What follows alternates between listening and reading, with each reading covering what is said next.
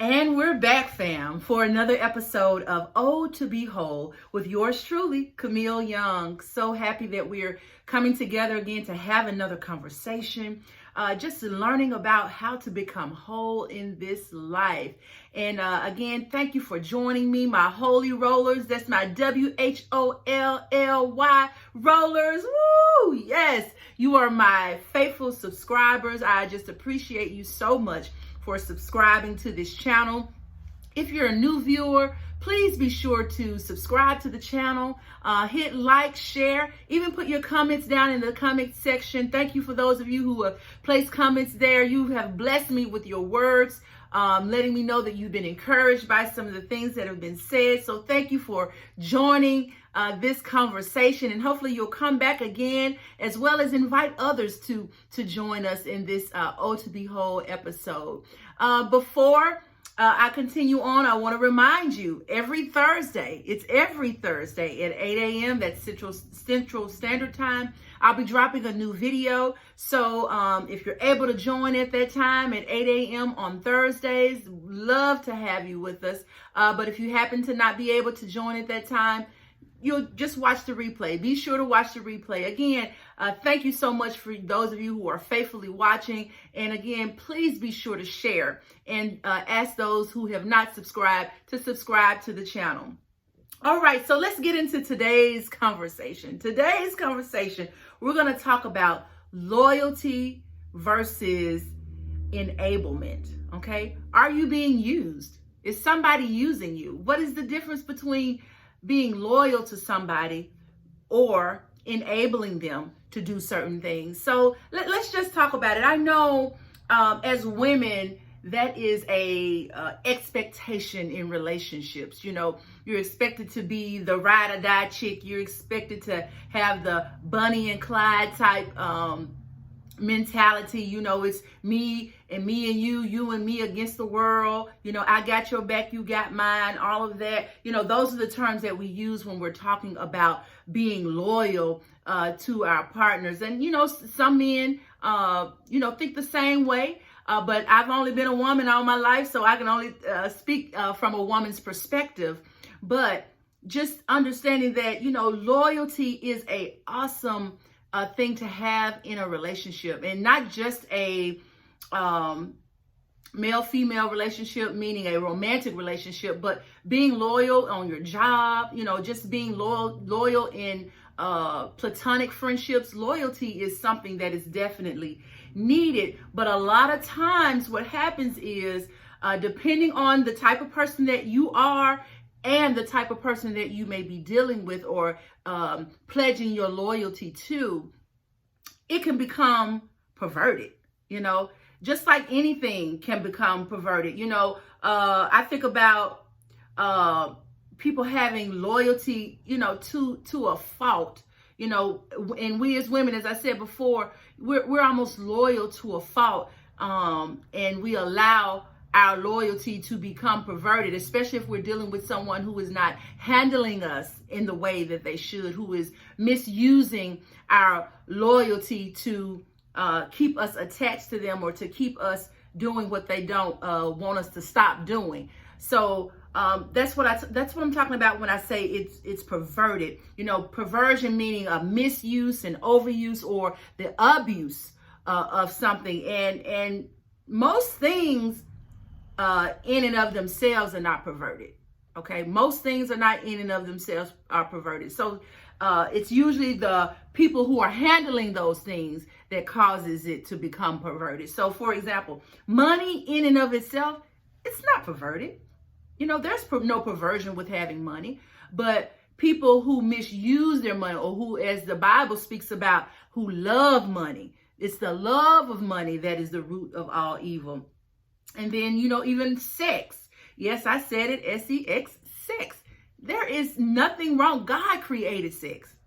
So there's absolutely nothing wrong with sex. It's just most people don't do it within the confines of which God created it for, which is marriage. So that's when it becomes a perversion, you know, as it relates to sex. And then even drinking alcohol, you know, that's a debatable topic.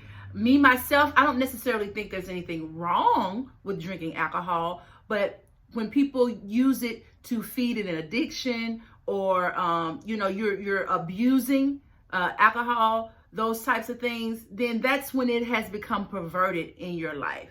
Okay, so I just want to make sure you're clear around what I'm saying.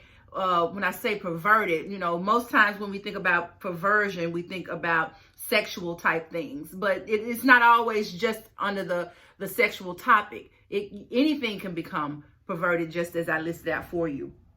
So this is where, when it becomes perverted, this is where enablement comes into play. When you're enabling someone to do something, that just basically, to me, this would be my definition, that you are providing an excuse, an unnecessary excuse for someone to use to maintain something that they want you to do, pretty much. Okay, when you're maintaining an excuse for them that they don't even need. Okay, so you're enabling a behavior, and in most instances, it's a bad behavior, or it's an unhealthy behavior that's being enabled. So you're pretty much making that person, you're impeding and obstructing their creativity when you enable behaviors. And I say that because you're always there to catch them when they fall, so they don't have to create new ideas or figure out a way to get themselves out of situations or circumstances, because you're always there. You're always there, so they don't have to become creative and find themselves having to come up with what it is that they need to do to get themselves out of that situation. Also, you're allowing yourself to play God in their life. It's like, to me, you put yourself in a place of, well, if they don't have me, or if I don't do it for them, then it won't happen, or that person will fail, or whatever. It's not our job to play God in anybody's life. That's not our place. People have to sometimes learn things and grab hold to things on their own. You can't always be a person's savior. You can't do that. It's not our job to be anybody's savior. And then when you get into that lane of playing God, really you're putting yourself in harm's way when you do stuff like that too. You're putting yourself in between maybe a lesson that a person needs to learn. Have you thought about that? You wonder why you may be connected to somebody and you're trying to help them. You're genuinely wanting to help them, but you find yourself getting hurt. You find yourself getting chaos in your life, or you're not having peace in your life, or things are happening because you are enabling someone in a situation that you should not even be in the middle of. So you put yourself in harm's way when you enable bad behavior. I think about a show, I know some of you may watch it, I think it's on TV One, called For My Man. And this is a show that talks about women who are normally have a career, they have families, never had a criminal past before, but they end up finding themselves being influenced by a man to do things that they ordinarily probably would not do. But because they have that Bonnie and Clyde type mentality, that loyal mentality, I'm loyal to my man, they end up finding themselves in criminal activity and going to jail, being caught and going to jail because of it. And that's not loyalty. That's not being loyal to a man. That's allowing yourself to fall into a dangerous, again, putting yourself in harm's way for the love of another person, or for the affirmation of another person. You again, as I've spoken on probably each video I've done, you've got to look at yourself and figure out, why am I making these choices? Why do I feel the need to do things that I know, in my right mind may not be right, but I'm choosing to do them because I, quote unquote, love this person, or I care about this person, or I don't want to lose this person. So again, you have to ask yourself those hard questions. So you may ask now, I'm in a situation right now. Am I being used, or am I just being a loyal person? Am I being loyal in my relationship? Or am I being used? Or am I enabling? Am I enabling someone in a situation? So I want to do, it's another show that I love to watch as well when it comes on. It's called Intervention. And if you've ever watched Intervention, it's based on people who are addicted to substances, whether it's alcohol, whether it's heroin, as old folks say, heroin. If it's heroin, if it's crack cocaine, all the different drugs, prescription drugs, all those things. And the purpose of the intervention is the family is fearing that the person who's on these drugs, who's addicted to the drugs, they're pretty much at a point of death, and they want to intervene before that person gets to that point. And so what they do is they bring in someone, an interventionist, who preps the family to do an intervention on this addicted person. So what I'm about to talk about is not the same thing in terms of on that level, but I want to do a little intervention on you to really see, so you can figure out, am I being loyal, or am I enabling bad behavior? So this is what I think. Okay, this is me. If you're loyal, there's no pressure to do. If you're being loyal to a person, there's no pressure to do what you're doing, okay? However, if you're enabling a behavior, there's a guilt trip. You feel guilty for not doing it, or the person makes you feel guilty for not doing what it is that they desire for you to do or want you to do. If you're loyal, there's reciprocity, meaning there is an exchange going on between the two of you. And so it's not just one-sided. Whereas if you're enabling a behavior, it's usually you're doing all of the giving. It's a one-sided thing. There is no reciprocity in the situation. Just one person, which is you, who's doing all of the giving, all of the sacrificing. Okay? Chances are you're enabling a behavior if that's happening. Also, if you're dealing with an integral person, which is somebody who you trust, somebody who has not tried to use you in the past, then that's loyal if you're helping them out. You're showing loyalty. But if they're always making and finding excuses, so say for instance, they owe you some money, you being a loyal friend, and you loan them money and they're supposed to pay you back on Thursday. Thursday comes and goes, and then Friday comes and goes, and they hadn't said anything to you about the money. Like, okay. And then not only is this not the first time, but this is the second, third, or fourth time you've done this. Okay. And they find an excuse. Oh, I'm gonna pay you next week. Or, oh, some came up. Oh, my light bill. That's a person where you may be enabling bad behavior if you are constantly, giving them money in that scenario. Then you're being loyal if the person that you're with they recognize your value and celebrate you. They don't try to put you down. They see the light that shines from you and exudes from you, and they celebrate that. But an enabler, they pretty much want you to dim your light. They make you feel insecure about things. And that's somebody who wants you to enable their behavior. And then another thing you can look at is a reliable support person, somebody who is reliable, who you can count on. That show you can be loyal to a person like that versus someone who only comes around when they need you.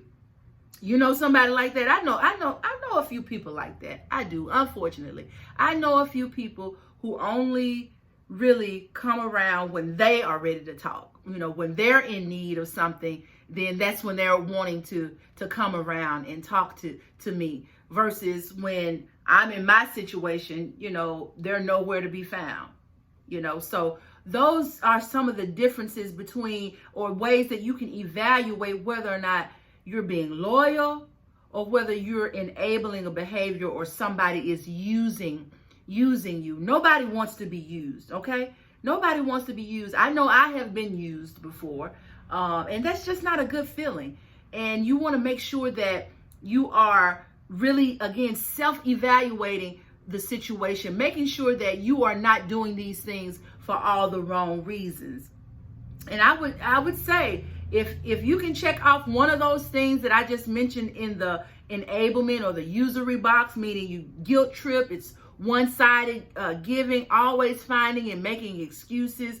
They make you feel insecure, and it's if you need to dim your light, and they only come around when they need you. Even if you're checking out one of those, it don't have to be all 5. But if you're checking off one of those boxes, it's still a good chance. I'm about 99.99999% sure that you are enabling a behavior. You are putting yourself in harm's way, putting yourself in a situation to be disappointed over and over again because that person does not care for you, or they're using you, or they have perverted the level of loyalty that you are trying to exhibit to them as a friend or as a partner. And that's just not healthy. That's not healthy. Let's just be very, very clear. Enablement is not loyalty. I don't care what that person may say to you. Enablement is not loyalty, and do not allow anybody to tell you anything different. If they are continuing to tell you, well, you ain't loyal to me because you won't do this, and I actually, you know, I love you, and this and this and that, and you do this if you loved me and all of that. But if they truly love you, they're not going to put you on a guilt trip and make you feel some type of way because you don't want to do something.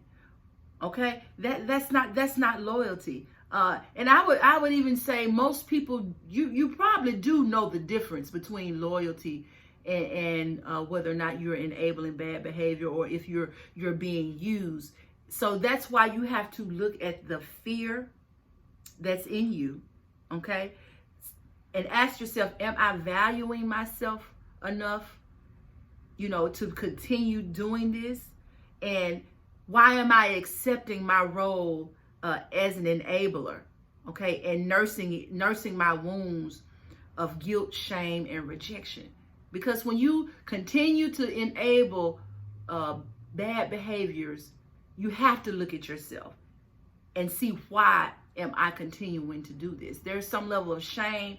There's some level of fear, rejection, some level of guilt. I mentioned about the Intervention television show that I watch from time to time. The person, sometimes the intervention doesn't work because the family feels guilty. And so they end up not showing that tough love that the intervention is trying to tell them. Hey, you got to be hands off. If you want this person to recover, if you want this person to get better, they've got to hit rock bottom. And until you take your hands off and cut off everything from them, they will not hit rock bottom. And the chances of them coming off of that addiction on their own, or coming off of those drugs on their own, it won't happen. I say the same thing to you. Until you let that person hit rock bottom, until you take your hands completely off and get out of the middle of what God may even be trying to show them. You may be getting in the middle of them being able to get to another place in life, because you're trying to keep them from hitting their head or hit rock bottom. Get out of the way. Get out of the way and evaluate whether or not what you're doing is enabling a behavior, or if you're truly being loyal. If you're being loyal, that's awesome, because that, again, a great quality to have, because people do need to know that you're going to be there, for them, because no one is perfect. Things do happen. But when you begin to see the patterns in a person's life and the record is broken on the same thing over and over and over again, then you have to start to say, am I enabling a behavior? Let me step back for a minute. This is something that is recurring. This is not just an isolated incident, but this is something that is recurring. And I really need to self-evaluate and understand why I am choosing to continue to enable this person. So look, I hope and pray that you have learned something today, or it may, you think about somebody that may be in your life that you are possibly enabling. You're enabling a behavior, and we're going to stop that. That person has to learn to stand on their own 2 feet. So I hope this blessed you on today. Thank you again for joining me for another episode. I want to say again, I would love to connect with you around any type of life coaching. You can reach me at ohtobewhole at gmail.com. That's ohtobewhole at gmail.com. I would love to connect with you as you walk through your journey. Remember, every Thursday I will be coming to you with a new video. Thank you for listening. Make sure you subscribe, you like, you share, you comment, and you better be watching. All right. Thank you so much for joining me, and I look forward to the next time. God bless you.